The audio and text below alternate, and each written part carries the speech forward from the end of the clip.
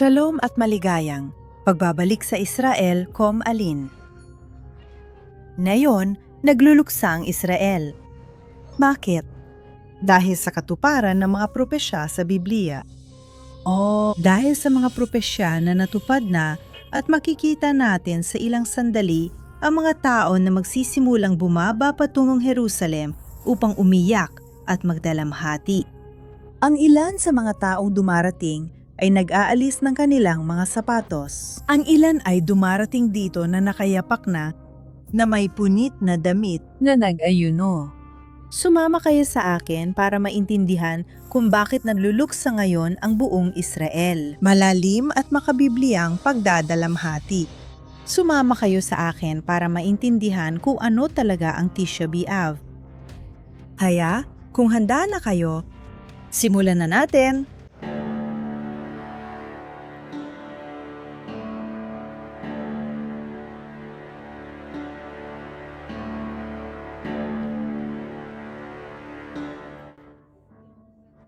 Pumapasok na tayo sa tarangkahan ng Damasco at ngayon ay 9:00 ng gabi at makikita natin na nagsisimula ng dumating ang mga tao. Pero ang pinakamatinding bahagi ng pagluluksa ay mangyayari talaga sa madaling araw, gaya ng makikita natin.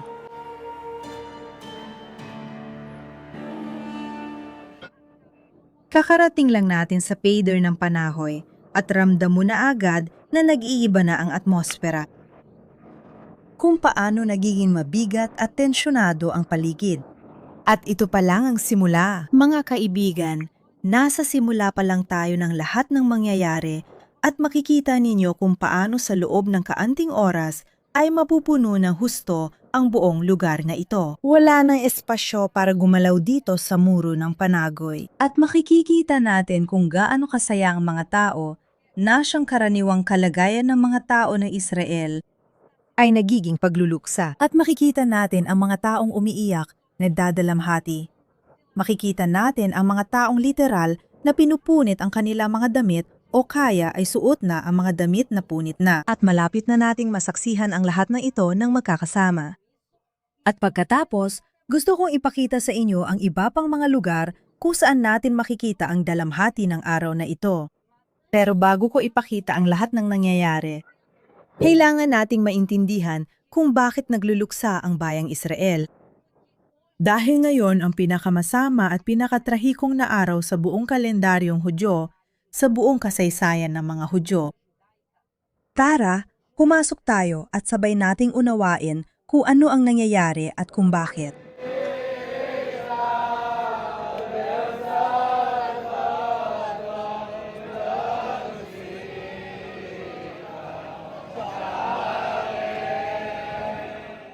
Ngayon ay Tisha B'Av. Ibig sabihin ay ika-9 na araw ng buwan ng Av ayon sa kalendaryong Hudyo. Sa kalendaryong ginagamit pa rin hanggang ngayon sa Israel, ito ay isang takdang petsa. Ngunit kung titingnan natin at ihahambing sa kalendaryong Gregorian, maaaring magbago ang petsa taon-taon. Ilalagay ko sa screen ang mga petsa para sa mga susunod na taon para sa gustong sumubaybay. Pero ano ba ang meron sa araw na ito na nagpapapunta sa mga tao dito? Literal na umupo sa sahig at magluksa?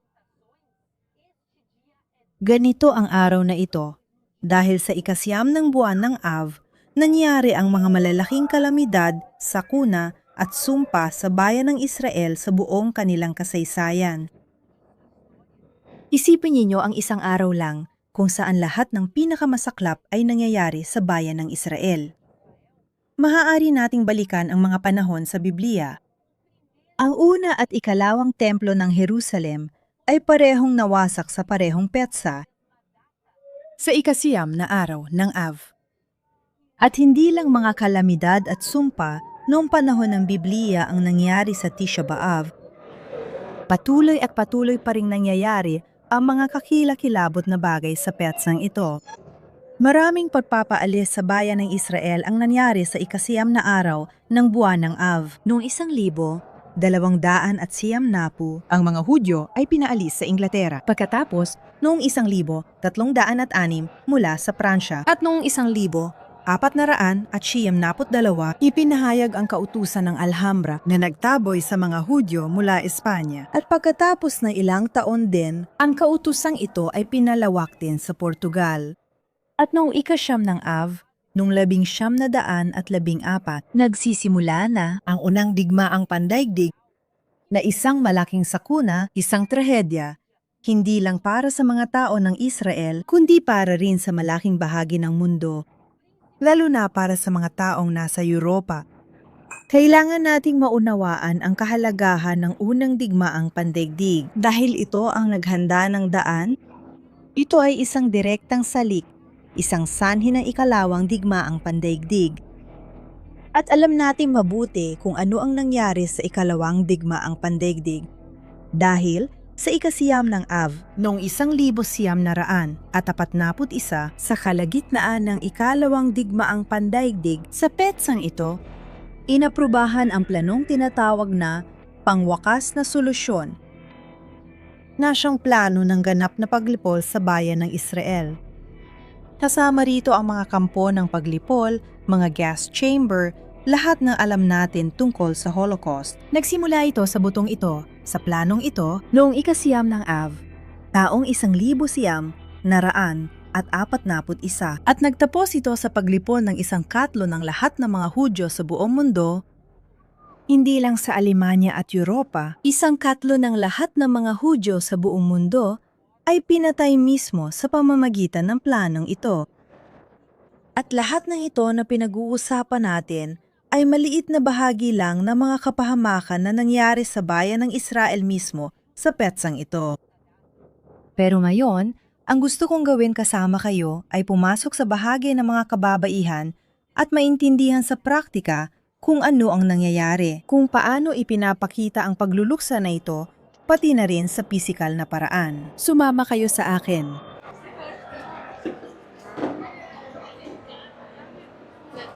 Ang pagluluksa sa araw na ito ay minarkahan ng 5 palatandaan.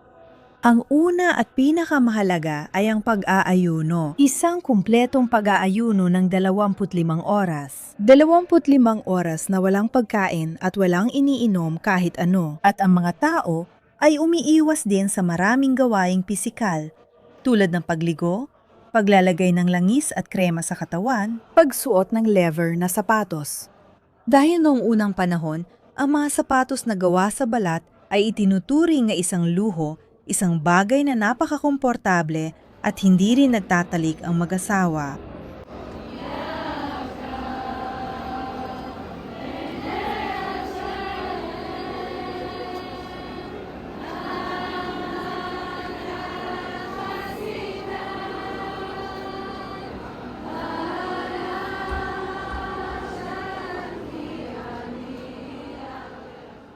Makikita rin natin ang mga tao na nakaupo sa sahig o sa maliliit na bangko.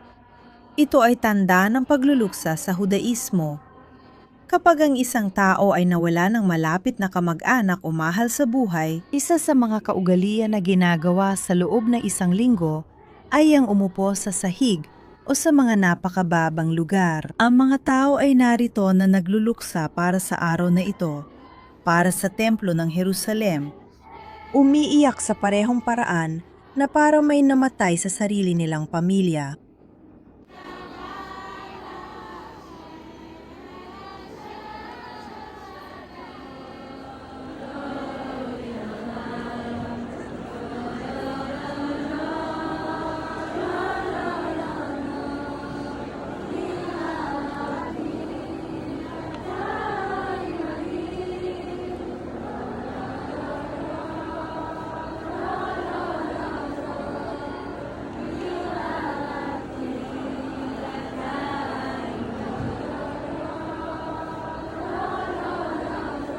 Kung maaari kang magdala ng bahagi ng kasaysayang biblikal mula sa bundok ng templo.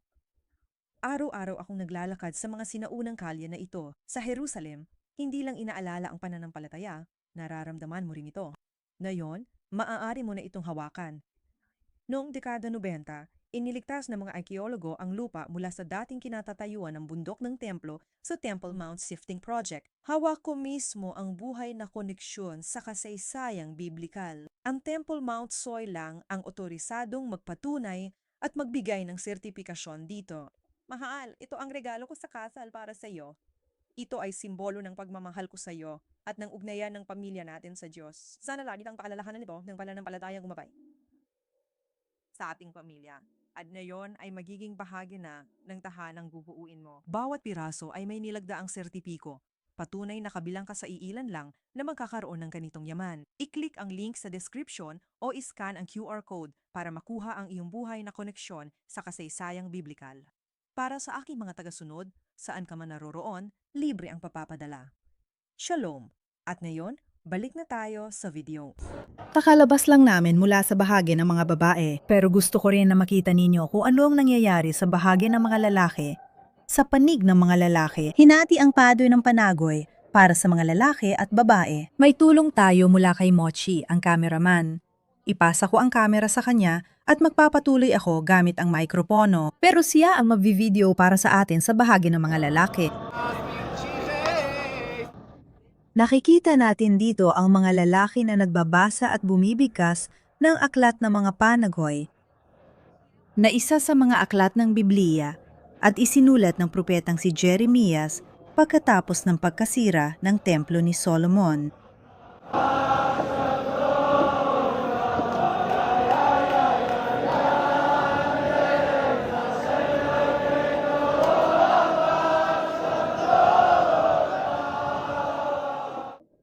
At naririnig din natin ang mga tao na umaawit ng mga salmo.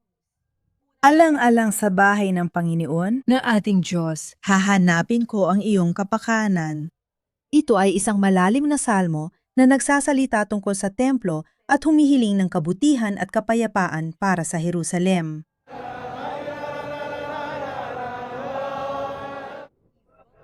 At tayo rin ngayon ay bibigkas ng bahagi ng aklat ng mga panagoy. Sa mga araw ng kanyang pagdurusa at pagkalito, naalala ng Jerusalem ang lahat ng kayamanang taglay niya noong mga nakaraang panahon. Nang ang kanyang mga tao ay nahulog sa kamay ng kaaway, walang sinumang tumulong sa kanya. Piningnan siya ng kanyang mga kaaway at nilait ang kanyang pagbagsak. Hindi ba kayo naantig? Kayong lahat na dumaan dito, huminga kayo at tingnan kung may mas matinding pagdurusa kaysa sa ipinataw sa akin. Na idinulot ng Panginoon sa akin sa araw na nag-alab ang kanyang galit. At iyan ang dahilan kung bakit ako umiiyak. Ang mga luha ay umaapaw sa aking mga mata. Walang sinuman sa paligid para damayan ako. Walang makapagbabalik na aking lakas ng loob. Ang aking mga anak ay walang magawa dahil nanaig ang kaaway. Iniunat ng Sion ang kanyang mga kamay, ngunit wala ni isang umaliw sa kanya. Makikita natin na sa bawat minutong lumilipas, parami ng parami ang mga taong dumarating dito. Pero bakit na ba napagpasyahan ng lahat na pumunta sa paydoy ng panagoy sa mismong araw na ito na napakalungkot? Dahil dalawang pinakamalalaking sakuna, ang pinakamalalaking trahedya na nangyari sa Tisha B'Av ay ang pagkawasak ng una at pangalawang templo ng Jerusalem. At ang padoy ng panagoy na narito mismo sa harap ko ay isang orihinal na bahagi na nakaligtas mula sa kompleks ng templo. Ito ang panlabas na pader. At mula sa 4 na panlabas na pader na naroon, 3 sa mga ito ay umiiral pa rin hanggang ngayon at patuloy na nakikita. Pero bakit nga ba lahat ay pinipili ang pader na ito? Ang pader ng panagoy o ang tamang pangalan, ang kanlurang pader? Dahil ito ang pader na pinakamalapit sa kabanal-banalan kung saan dating matatagpuan ang kabanal-banalan, kung saan dating naroon ang kaba ng tipan, kung saan naroon ang presensya ng Diyos, at kung saan halos isinakripisyo ni Abraham ang kanyang anak na si Isaac. Pero may gusto akong ikuwento sa inyo. Ang Pader ng Panagoy ay hindi ang pinakamalapit na lugar na maari nating marating sa kabanal-banalang lugar. May mas malapit pang bahagi na maari nating marating doon, ngunit ito ay hindi ganong kilala. At gusto kong dalhin kayo ngayon upang makilala ang lihim na bahaging ito ng Pader ng Panahoy. At ipapaliwanag ko rin kung ano ang koneksyon ng katuparan ng mga propesya sa Biblia sa lahat ng ating nakikita at nararanasan sa kasalukuyan. Halina kayo, sumama kayo sa akin.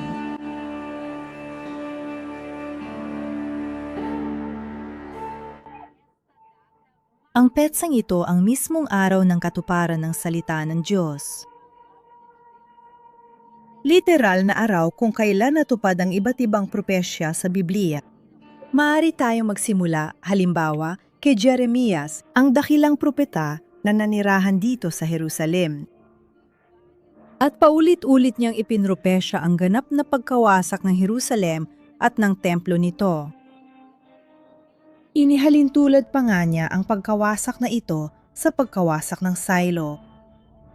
Ang Silo ang orihinal na kabisera ng bayan ng Israel, kung saan sa loob ng maraming siglo nanatili ang tabernakulo, at kung paano nawasak ang Silo, ang tabernakulo ay nawasak din. At ito ay tuluyang nakalimutan. At sinabi niya, ang propeta ay nagsalita ng mga salita ng Diyos at sinabi na ganun din ang mangyayari sa Jerusalem. Dumating ang mga Babilonyo at ginawa ang iniisip ng Jerusalem na imposible. Sinira nila ang lungsod at ang templo nito. At pati ang pagkawasak ng ikalawang templo ay ipinropesya rin. Ibig sabihin, isa pang propesya ang natupad sa parehong petsa. Pero hindi dyan nagtatapos. Dahil, pagkatapos ng malaking pagkawasak na dulot ng mga Romano, inabot ng ilang taon, ilang dekada pa nga, bago muling nakabangon ang mga tao. Kaya, muli na namang lumaban ang mga Israelita laban sa mga Romano. Sa layuning mapaalis sila upang makamit ang kanilang kalayaan at muling maitayo ang ikatlong templo. Ngunit ang rebelyong ito na tinatawag na rebelyon ni Bar Kokhba ay nilipol din ng mga Romano. At ang malaking massacre na naganap sa panahon ng rebelyong ito, ang katapusan ng rebelyon ni Bar Kokhba, nangyari ito mismo sa ikasiyam na araw ng buwan ng Av.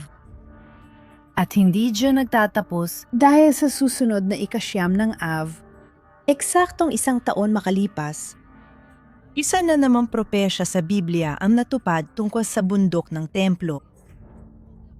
Isang propesya na ginawa ilang siglo na ang nakalipas ng propetang si Mikeas.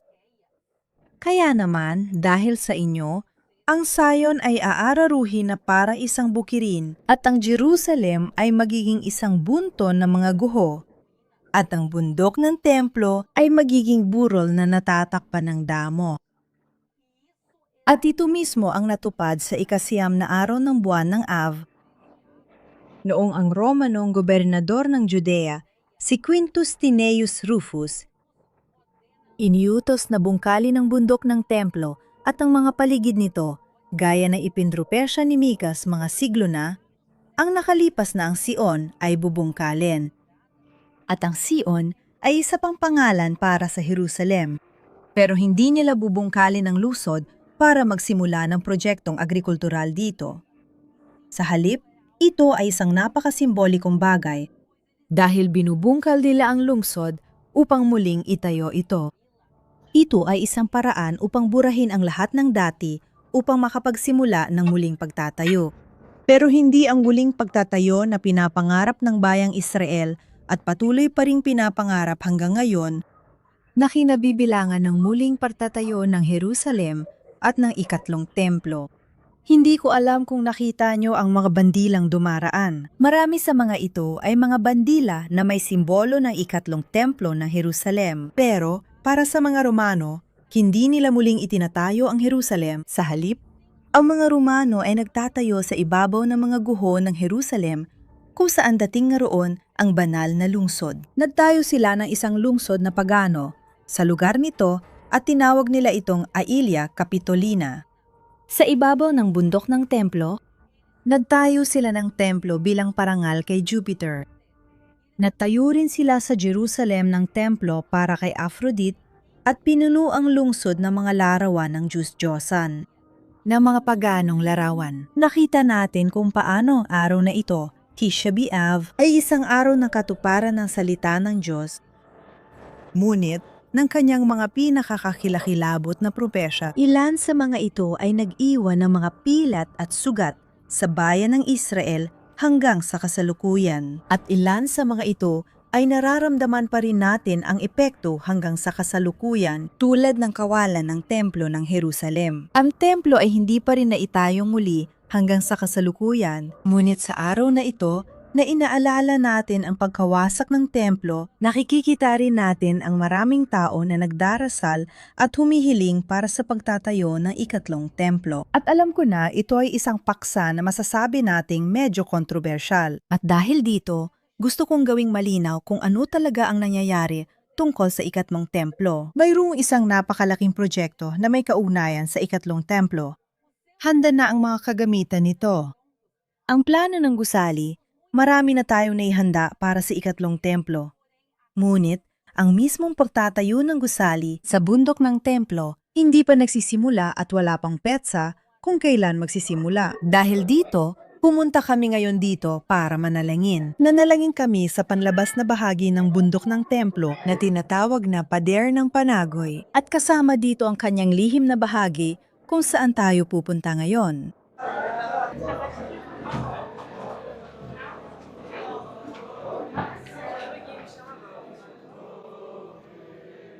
Hindi pa tayo nakakarating sa ating huling destinasyon, pero dito sa daan, makikita natin ang isang malaking pulutong na nagdadasal sa harap ng berdeng pinto. Isa ito sa mga pintuang pasukan papunta sa bundok ng templo. Hindi pinapayagan ang mga Hudyo at Kristiyano na pumasok dito, pero kung papayagan tayo, makikita natin na ilang metro lang mula rito ay naroon ang lugar kung saan dating naroon ang kabanal-banalang lugar.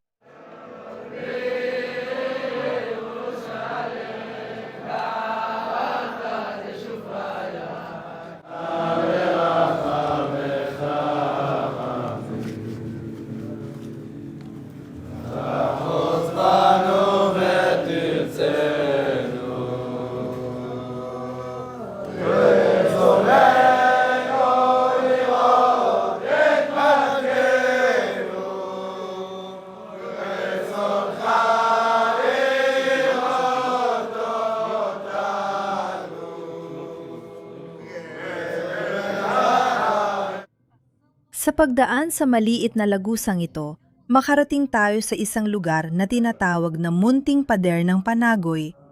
Ito ay pagpapatuloy ng panlabas na pader ng templo. Ngunit mas malapit ito sa orihinal na kinalalagyan ng kabanal-banalang lugar.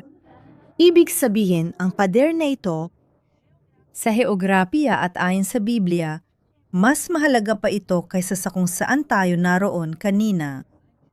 Pero sa kabila nito, ito ay halos hindi kilala at tuwing pumupunta ako dito, halos walang tao. At minsan nga, wala talagang tao. At ngayon, sa unang pagkakataon, nakikita ko ito sa ganitong paraan. Punong-puno ng mga taong nagdarasal.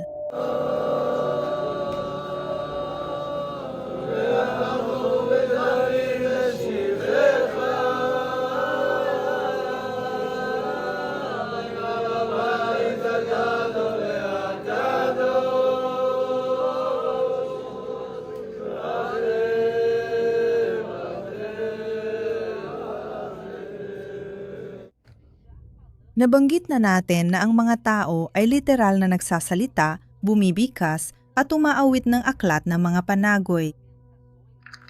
Ang mga tao ng Israel ay nabluluksa.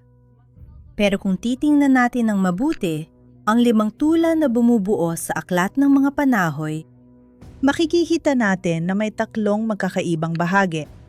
Isang bahagi na literal na panahoy para sa pagkawasak ng Juda, Jerusalem at ng templo. Pagkatapos, may ikalawang bahagi at isang bahagi na siguro pinakamahirap para sa atin. na siyang magsasabi kung bakit nangyari ang pagkawasak na ito. Sa bahaging ito, pinag-uusapan ang mga kasalanan ng bayan ng Israel na nagdulot ng matinding galit ng Diyos at ng parusang ito. Ngunit ang ikatlong bahagi, at para sa akin, ito ang pinaka-nauugnay sa lahat ng ating nararanasan sa kasalukuyan, ay ang ikatlong bahagi na tumutukoy sa isang hinaharap na pagpapanumbalik. Ang teksto ng panagoy ay hindi nagtatapos sa pagdadalamhati ng mga tao, kundi may pag-asa. May pag-asa na tutuparin ng Diyos ang kanyang salita. Pati na rin ang mga propesya ng pagpapanumbalik. Sa Jerusalem sa panahon na yon, nakikita at nararamdaman ko ang tatlong bahagi ng tekstong biblikal na ito. Nakikita talaga natin ang mga tao na umiiyak at nagdadalamhati para sa lahat ng trahedya ng nakaraan. Makikita rin natin na ang gabing ito ay inilalaan din talaga sa pag-aaral. At kabilang din dito ang pagkatuto mula sa ating mga pagkakamali. Dahil ang bayan ng Israel ay hindi at kailanman naging perpektong bayan. Nagkasala ang bayan, pero ang bayan, kahit sa pinakamahirap na mga sandali, hindi iniwan ang Diyos at makita ang mga tao kahit matapos ang 2,000 taon. Binabasa pa rin ang parehong mga teksto, nagdarasal ang parehong mga panalangin, at may buong pananampalataya sa Diyos ay isang bagay na napapakita ng ating pagwawasto sa nakaraan. Pero nakikita ko rin ang pag-asa at ang pagpapanumbalik. Isang pagpapanumbalik na nagsimula na. Hindi pa ito ganap, pero nagsimula na talaga ito. Noong 1948, nagawang ideklara ng Israel ang kasarinlan nito. Pagkatapos ng halos 2,000 taon ng pagpapatapon, ibig sabihin, ang huling pagpapatapon ay nagsimula noong panahon ng mga Romano, tumagal ang halos 2,000 taon. At nagawa ng mga tao na makabalik sa kanilang lupain gaya na nakasulat sa mga propesya. Bumalik sila mula sa 4 na sulok ng mundo at ideklara ang kanilang kasarinlan, muling maging malayang bayan sa sarili nilang lupain. Ito ay sumasalungat sa lahat ng lohika ng tao. Pero ang bayan ng Israel na hindi nakalimot sa kanilang kasaysayan, ang kanilang nakaraan at Diyos ay narito na muli. Kaya ngayon ay araw ng dalamhati at sakit. Mananatili itong ganito habang panahon. Pero kapag binabasa natin ang panagoy, kailangan din nating alalahanin ang mga talata ng pag-asa at pagpapanumbalik at lahat ng gagawin pa ng Diyos para sa atin at sa buong mundo. Sana nagustuhan ninyo ang video natin ngayong araw. Kahit na mahirap ang mga paksang ating tinalakay. Kung nagustuhan nyo at naisuportahan ng channel, huwag ninyong kalimutang mag-like at i-share ang video na ito. Para makita ng lahat kung ano talaga ang nangyayari dito sa Jerusalem. At magkikita tayo sa susunod.